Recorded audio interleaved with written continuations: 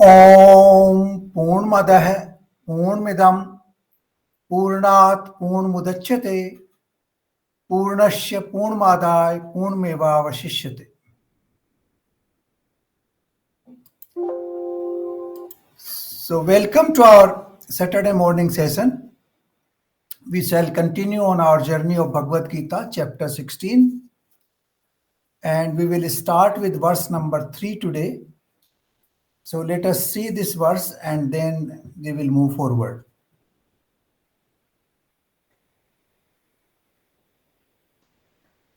तेज क्षमा धैर्य बाहर भीतर की शुद्धि एवं किसी में भी शत्रु भाव का न होना और अपने में पूज्यता के अभिमान का अभाव, ये सब तो हे अर्जुन देवी संपदा को लेकर उत्पन्न हुए पुरुषों के लक्षण हैं. नाउ देवी संपदा एंड आसुरी संपदा. As we discussed in chapter number 15, Lord Krishna explained what is this world, how we remain engaged in the world, then what is Paramatma, and how we can actually overcome the attractions of the world. In this chapter, he is very specifically describing certain qualities which we should develop, or we should examine ourselves on regular basis whether we are developing those qualities or not. If we are developing Devik Sampada, that is, which will lead to Divyata, which will lead to enlightenment, then we are in the right path. If we are developing Asuri Sampada, then obviously we are on the wrong track. That will not lead us to the Supreme. Now, in this context, it's also important to know that we have this very famous story in Vishnu Puran, which is called Devasur Sangram. In fact, in the Southeast Asia, if you go to Cambodia or Vietnam or Thailand, Indonesia, there are large number of stories on Devasur Sangram displayed in their cities, in their temples, and all over. That is a fight between the good forces and the evil forces, and how the Supreme helped the good forces to win that battle. So this is the battle which we have to win in our personal life. We have to win the battle through, aligning ourselves with the goodness and developing those qualities. So in the first two verses, Lord Krishna already mentioned certain qualities. In this, he is mentioning another set of 5 qualities. One is Tej, then Shama, then Dhrati. Dhrati is to hold together, to have perseverance, or to have courage. Then Bahar Bhitar ki Suddhi or Satru Bhav ka na hona. Now these are the qualities which we need to develop.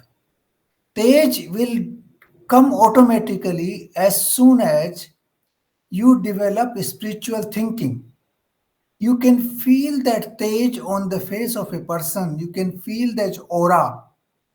That aura is visible on the face of a person, those who are spiritually involved. Now this Shama. Shama is a very, deep word, that we forgive others. We forgive others and move forward.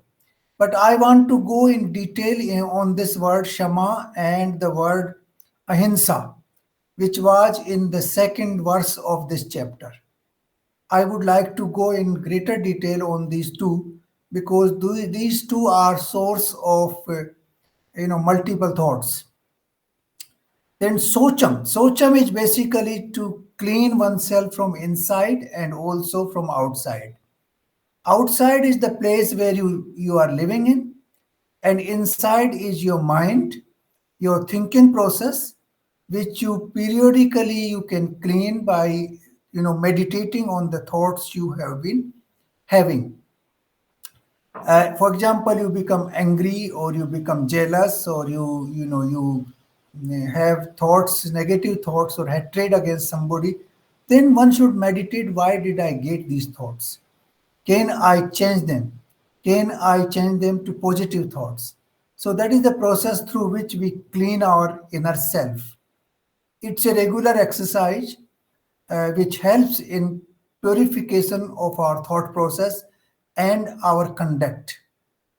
Then किसी में शत्रु भाव का न होना means you do not obviously once you do not have feeling of hatred, you will not consider anybody as enemy.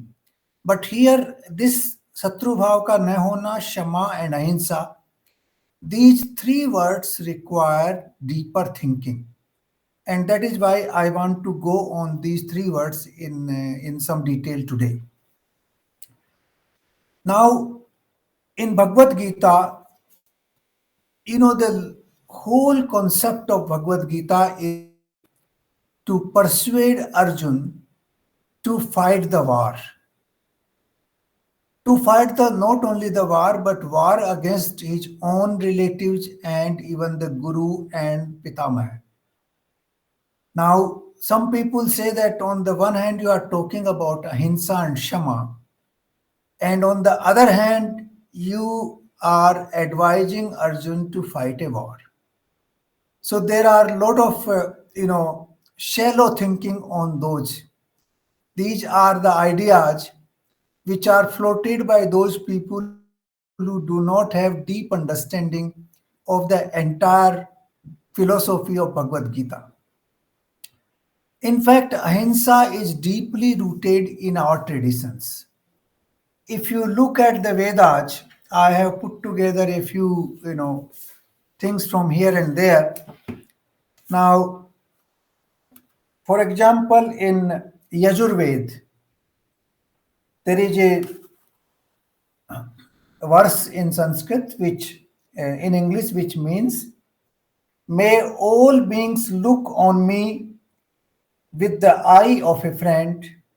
May I look on all beings with the eye of a friend. May we look on one another with the eye of friend." Now, obviously, if you look at each other with the eye of a friend, you cannot have violence. Violence is completely excluded. Then there is a very famous Sanskrit saying which says, "Atmavat sarvbhutesu ye paschati sa pandita." The person who looks at others like he looks at himself, that he considers everybody else like himself, then he is considered Pandit, he is considered well versed in Shastras, he is considered a good man. So, this is one of the fundamental truths of Vedic knowledge. Then, if we go to Atharvaved, let me take it from here. This is a beautiful verse.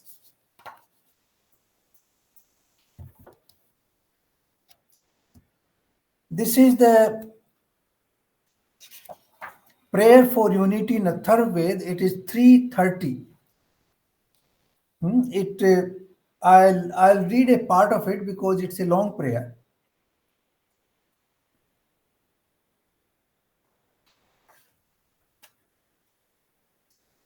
May we unite in our minds, unite in our purposes, and not fight against the heavenly spirit within us.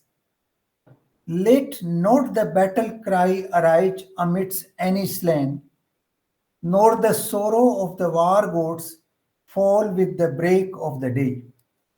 Now, this is Atharvaved 752:2. Now, it clearly says that we should refrain from all kinds of violence and we should remain united. Our purpose should be one, our mind should be similar. So, these are some of the verses, but in other scriptures as well, there are many verses which emphasize on non-violence. In fact, Mahabharata is one of them. It gives so many verses on the virtues of non-violence, and it pronounces that ahimsa parmo dharma, ahimsa parmo yagya. This is what has been said, that ahimsa is the highest dharma, ahimsa is the highest yagya.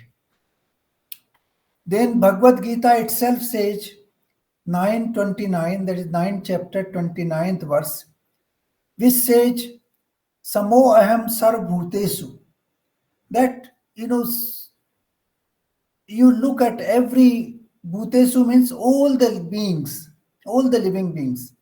You look with the same similar eyes and you look at me.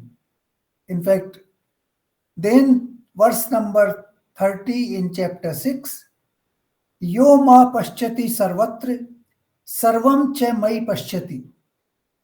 The person who looks me in the entire existence, and he looks, he looks almighty in the entire existence, is the one who can never be far from me. Then there are many verses where Lord Krishna says, he said in one verse that I am in this universe, pervading this universe in the same way as the water pervades ice. There is nothing in ice but water. Similarly, that I am everywhere in the universe. Now, when he says all this, he basically preaches that we should not do violence. But there are certain, people who misinterpret these words. In chapter 2nd, he says that you cannot do violence because you cannot kill anybody. The bodies are subject to change, they come and go, but the individual, the person, his atma, his real self can never be killed. He has very clearly used, saying that शस्त्र उसको जला नहीं सकते, अग्नि उसको, शस्त्र उसको काट नहीं सकते, अग्नि उसको जला नहीं सकती, जल उसको गीला नहीं कर सकता, वायु उसको सुखा नहीं सकती. Now this is what he has said, that you cannot actually kill anybody else. In any case, the bodies are subject to change because we change the body as we change our clothes when they get dirty and old. So these are some of the explanations given in favor of ahimsa. But then some people will ask you that why Lord Krishna is giving this sermon to Arjuna, that you should go and fight the war. Now, this is a very relevant question and relevant for ordinary people, because those who do not go into the depth of this knowledge, they will ask this question time and again. We have to understand that properly. Now, you see, we don't have to fight. We should not have enmity against anybody else. We should not have hatred against anybody else. But at the same time, we have to do everything to preserve dharma. The dharma has to be preserved. If we do not preserve dharma, then we are not serving the cause of this existence.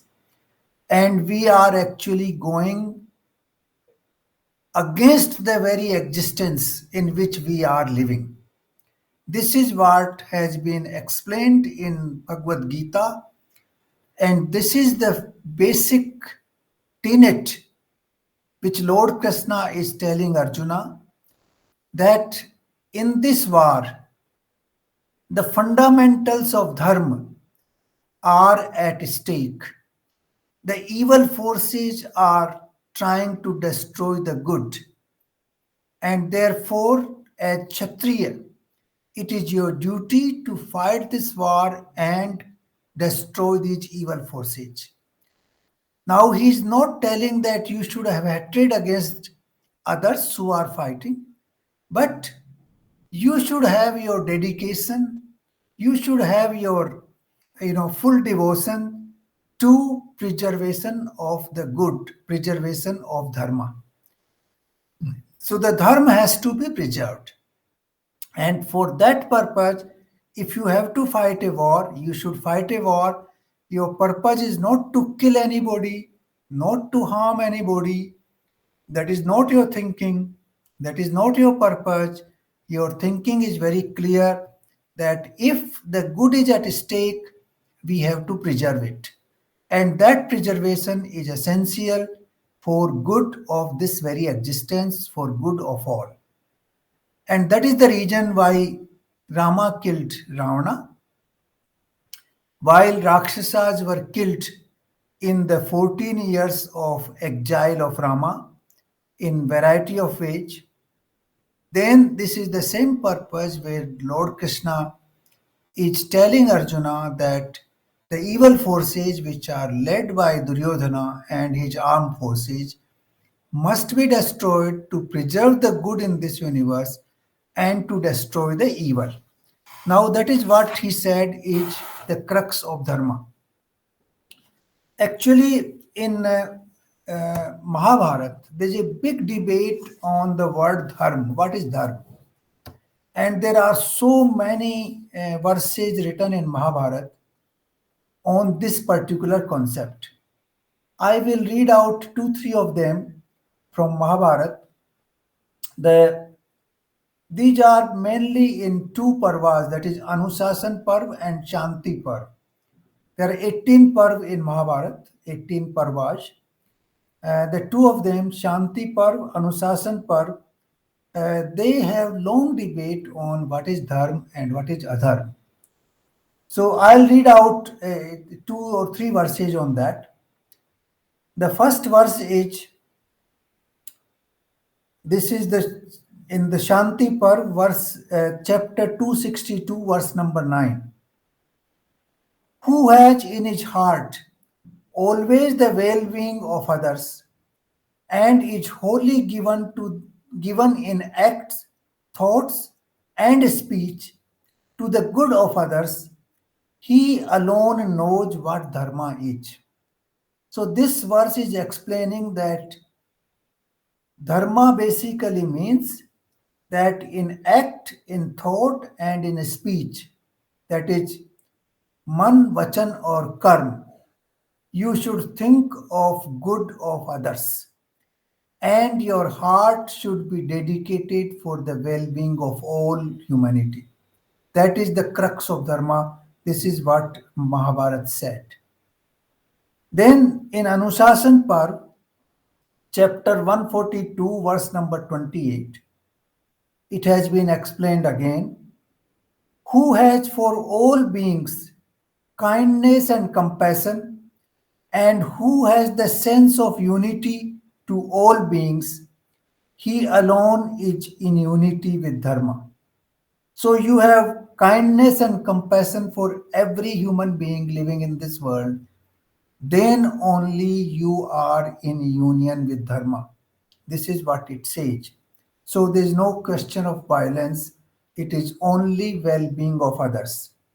Let me read one more here from Shanti Par, chapter 160, verse number 23. The one who has conquered himself has feelings of friendship and goodwill towards all, and dignity of conduct and cheerfulness, is in unity with dharma. So this is also very clear that you must have goodwill towards all, you should have dignity in your conduct, you should have feeling of friendship for everybody else, and you should have conquered your own self. Then only you are in unity with dharma. So to preserve this overall good of this existence, if one has to fight a war, if one has to engage in violence against evil forces, that is permitted. And that is not only permitted, this is actually a duty of the person, particularly of the Kshatriya, but everybody else as well. So, this is what Lord Krishna has said. Ahimsa does not mean that you surrender to the evil forces. You have to fight for the good of all humanity. If the humanity is at risk because of these evil forces, then the fight against them is the duty and it should be done. Otherwise, you are not fulfilling your dharma. And that is why in the ancient times in India, a teaching of Shastras, teaching how to use weapons, was an essential part of education. Even we say that all our gods and goddesses, they also adorn their body with some sort of weapon. For example, Trisul is the weapon of Lord Shiva, Dhanush is the weapon of Lord Ram, Sudarshan Chakra is the weapon of Krishna. So, similarly, these weapons are not for decoration, these weapons are symbols to preserve the good on the earth and to destroy the evil. So, the ahimsa and shama here should not be misinterpreted for weakness or surrender in the face of evil forces. This is what I wanted to clarify. Actually, this is what Lord Krishna is explaining, and sometimes people who do not understand this concept properly, they raise these questions, in fact, without fully understanding that on the one hand, Lord Krishna is talking about ahimsa and shama. On the other hand, he is telling Arjuna, or he is asking him, he is in fact provoking him to fight a war against Duryodhana. So this war is a war of dharma. That is why it is called Dharma Yudh. It is not a fight for expansion of your wealth or of your kingdom. It is a fight to preserve the basic tenets of dharma, and that is what is very important. This is extremely important that we understand this concept fully. And in fact, धर्म की रक्षा करना is very very important to preserve the dharma. But before you actually land up in a war, you should make all efforts to resolve that issue peacefully. That is what Lord Krishna did. In fact, there were exchanges of diplomats between Duryodhana's court and the court of Pandavas. And during that process, all the peaceful options which were available were exhausted. In fact, Lord Krishna himself went as a diplomat to negotiate peace with Duryodhan, but he did not agree to that. And that is why finally the war came. And then this is not a war between individuals, it's a war for preservation of the good. And this is what we must understand, that ahimsa does not mean that we do not fight at all and we surrender to all types of forces. No, it means that you fight for the good and you destroy the evil. In fact, in this respect, the tenets of Jainism and Buddhism are to some extent misinterpreted as well, because Jain Dharma goes far too deep on ahimsa. People don't even use slippers to walk because they feel that they will kill some insects or some ants on the path. And some of them don't even turn their sides in the night for fear that they will be killing some insects in the night. So that is going too far. That is an extreme path that has not been advocated in Vedas or in Bhagavad Gita. In Buddhism also, there is a lot of respect for ahimsa. In fact, in Buddhism, there are five panchsil. There are five principles of good conduct. One of them is ahimsa. But there also, the ahimsa does not basically mean that you become weak. and you surrender to evil forces. So this is what I thought I would like to clarify. In this particular chapter, these things are there. It does not mean that you should not fight against the evil forces. On the contrary, the whole Bhagavad Gita is based on the principle that we must preserve the good and destroy the evil. And that is what Lord Krishna said in chapter 4 also, that yada yada hi dharmasya glanir bhavati bharat abhyutthanam adharmasya tadatmanam sajjamaham paritranaya sadhunam vinasaya cha duskritam dharma sanstapnarthaya sambhavami yuge yuge. That whenever there is depreciation of good and there is appreciation of evil, I appear in this world to destroy the evil and to preserve the good. Whenever that happens, I will keep coming again and again. So, this concept must be fully understood, that Shama and Ahimsa does not mean surrender to the evil forces. Like terrorist forces in the world today, we accept them and we keep quiet means we are surrendering to the evil. We cannot accept that. One has to fight against the terror forces, against the forces of injustice, against the forces of oppression. So, this is what I thought I'll clarify here.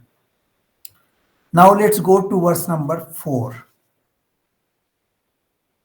हे पार्थ, दंभ, घमंड और अभिमान तथा क्रोध, कठोरता और अज्ञान, ये सब आसुरी संपदा को लेकर उत्पन्न हुए पुरुष के लक्षण हैं.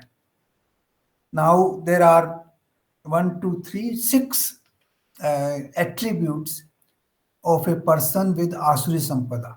But these are not exhaustive, because further down he goes in deep on the person with Asuri Sampada. He describes what are the additional qualities or what are the additional attributes of a person with Asuri Sampada in the verses from 7, 8, 9.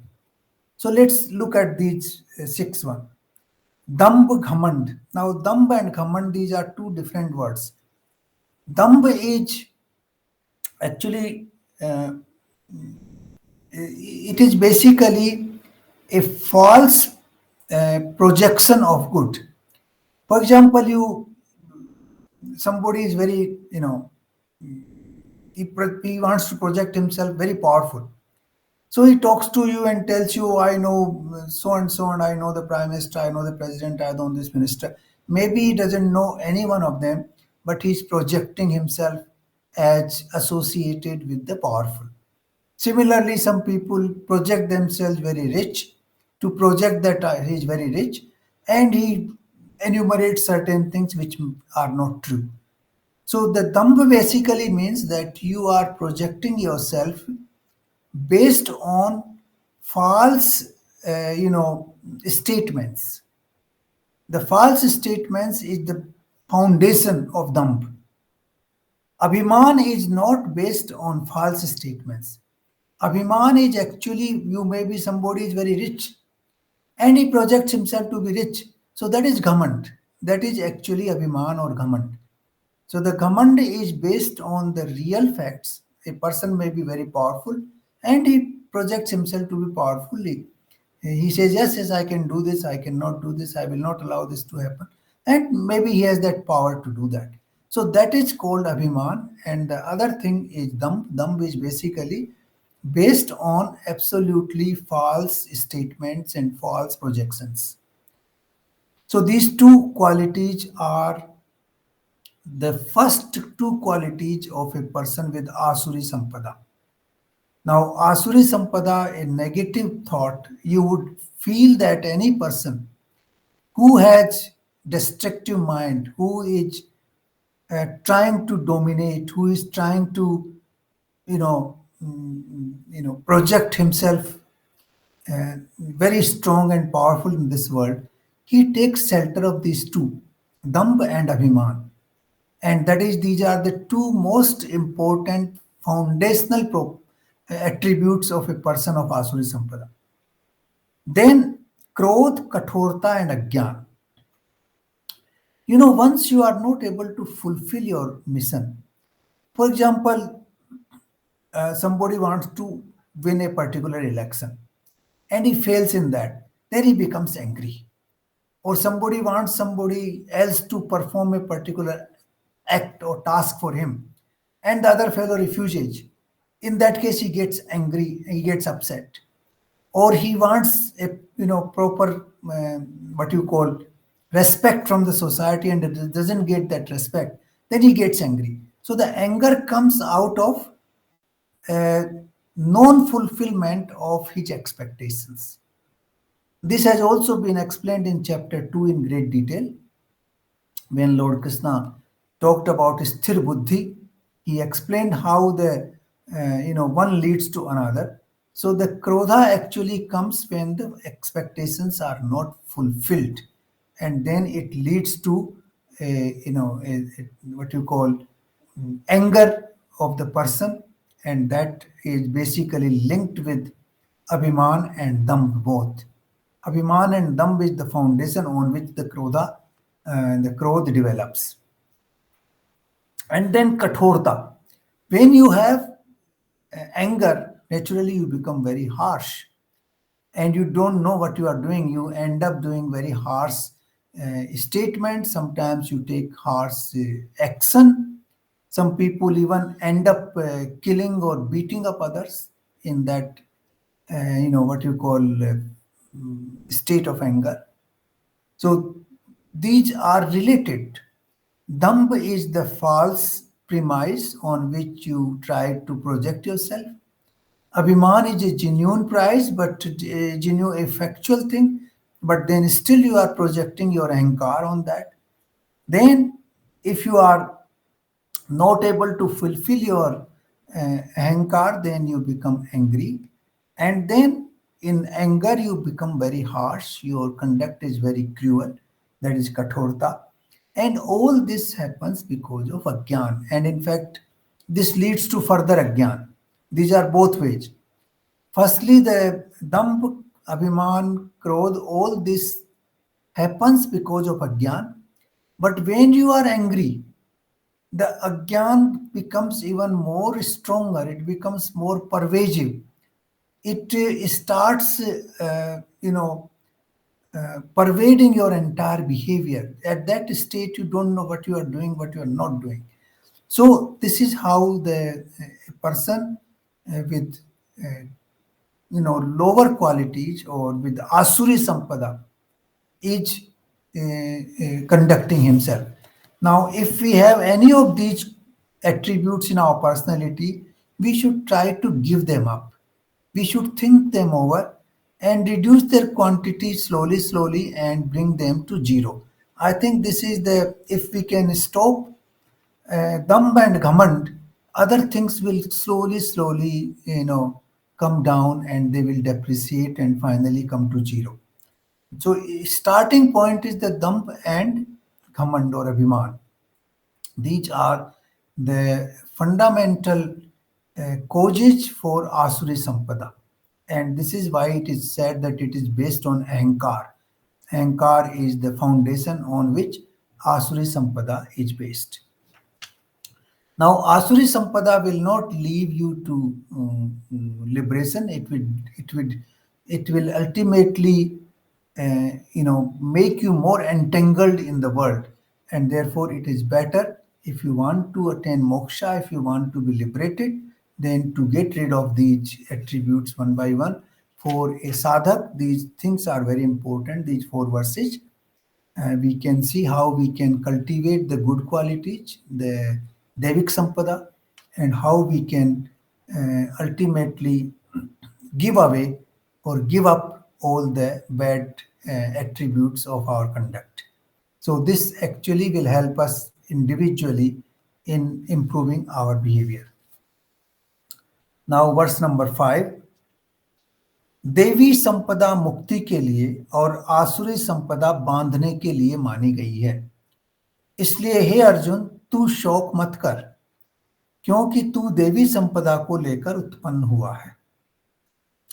Now he is very clear. He has said that Devi Sampada, that is Divyata. Devi means Divyata, which luminous. It's full of enlightenment. In fact, the word also leads to Devta. It also leads to Din. Din is, light. So it is basically the luminous area of life in which you are enlightened, you know what is right, what is wrong, you can take a proper judgment based on the circumstances, based on your assessment, because your assessment would be better if you have luminous qualities, if you are very clear in your mind, if your thought process is clear, if you are enlightened, then you will not do that mistake. So this is why it is called the foundation of moksha. And Asuri Sampada is actually leading to bondage. It will entangle you more and more in this world because the Ahankar is the foundation of that. And that Ahankar will ultimately, keep us entangled in the world day after day. And we will have more and more engagement, as we saw in the verse in chapter 15, that we keep creating our own branch on that tree. That branch on the tree keep expanding because of our, deeper and deeper engagement in the world. And if we want to reduce that engagement, then we will have to develop Devik Sampada, not the Asuri Sampada. And then he is very clearly telling Arjun that you have been born with Devi Sampada. You don't have to worry your good qualities, and therefore uh, give away. Don't have any doubt. You will, ultimately reach, or you will be in union with the Supreme. So this is what he said here. Now we will see verse number 6 today further. हे अर्जुन, इस श्लोक में भूतों की सृष्टि यानी मनुष्य समुदाय दो प्रकार का है। एक तो देवी प्रकृति वाला और दूसरा आसुरी प्रकृति वाला। इसमें से देवी प्रकृति वाला तो विस्तार पूर्वक कहा गया है। अब तू आसुरी प्रकृति वाले मनुष्य समुदाय को विस्तार पूर्वक सुन। So now he is further explaining in the subsequent verses. He will explain in detail the attributes of the people who are suffering from Asuri Sampada. The people who are having Devi Sampada, he has already told that in the previous verses and also in the many chapters in the past. In chapter 12, in chapter 13, and also in 15, he explained the qualities of the good people, the qualities which are leading us to the union with the Supreme. So he says that two varieties of people. In fact, I would say that every individual in this world has two aspects. He has some element of Asuri Sampada, some element of Devi Sampada. None of us is without the two. The two are perpetually in our personality, they are part of our personality. It depends on us how we evolve, how we develop. If we concentrate more on Devi Sampada, then obviously we will cultivate the good qualities, the qualities which have been explained in verses number 1, 2, and 3 of this chapter. But if we do not cultivate those qualities, we will automatically go down to the Asuri Sampada. And then that Asuri Sampada, he has further explained how it will be reflected in our personality, will lead us to more and more bondage. Now we must understand here one simple principle. When you lift water upwards, you have to make an effort. You have to use energy. Either you carry it in buckets or you carry it in the pipe. You have to use some energy to pump it up. But when the water goes down, you don't have to use any energy, it automatically finds its way going down. So, this is exactly the behavior of a human being. For developing Devik Sampada, we have to make an effort. We have to use our energy. You have to use our power of discrimination to filter, to meditate on our conduct and improve it. But if we do not do that, then we will automatically go to the Asuri Sampada, because that is just sliding down. The gravitational force will automatically pull you in that direction. And then you will accumulate a lot of, Asuri Sampada. Let me give you one or two practical examples. For example, when we are in college, in our youth, it's not easy to understand the utility of yoga, keeping good health, keeping control of food, keeping control over words which you are uttering. This is not considered, we are not making an effort in that direction. And then we automatically slide down to what? We slide down to wrong habits of smoking, wrong habits of drinking, eating food at wrong time, spending, night without proper sleep, and getting the company of bad people who are creating disturbances all over. This automatically happens. You are filtered to that category automatically, because for the first category you have to make an effort. That effort will take you upwards. But if you don't make that effort, you will automatically go down. For going down, you don't have to make an effort, it happens automatically. So, this is what here Lord Krishna wants to explain, that these two qualities are there in every human being. If you want to develop the Devik Sampada, you will have to make an effort. You will have to analyze your conduct, you will have to improve your knowledge, and then through proper discrimination and decision, you will be able to take a right decision to promote the good qualities. But those who are not doing that, they will automatically slide into the second category of Asuri Sampada. So this is what we have to make an effort. If we want to rise up, we have to make an effort. If you want to go down, you just stay where you are, you will automatically go down, because the gravitational force will pull you down, and you will reach in the category of the people who are all suffering from Asuri Sampada. So remember one thing, that if you want to do certain, if you want to cultivate some good habits, we have to make an effort. Like our spiritual thoughts, our talks, our discussion on spiritual issues is designed to create an energy which will lead us towards the higher consciousness. That is what we are doing in this process. Then afterwards, we read them, we think about them, we meditate, and then we improve our own conduct on day-to-day basis. If I am getting angry, if I am telling lies, if I am having habits of having hatred towards others, all that slowly we control, we reduce them and bring them to zero. And on the other hand, we develop habits of, treating others uh, with respect, treating everybody as divine power. The God is there in everybody's heart. So we look at that and we think about the greater good of the humanity. We don't become too selfish. We try to subdue our ego and our ahankar slowly, and then we move forward. We become more what you call introvert. And the qualities of what we have said, that we donate to the others, we have control over senses, and we have purity of inside as well as outside, and all those.